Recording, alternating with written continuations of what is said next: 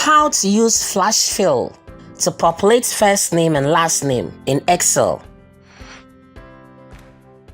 If you take a cursory look at the left side of the table or spreadsheet, the first name and last name are in the same cell. Flash fill will help us fill or populate the first name and the last name in different cells. For flash fill to work, one needs to create an example. Flash fill will study the pattern and within a split second, replicate the pattern.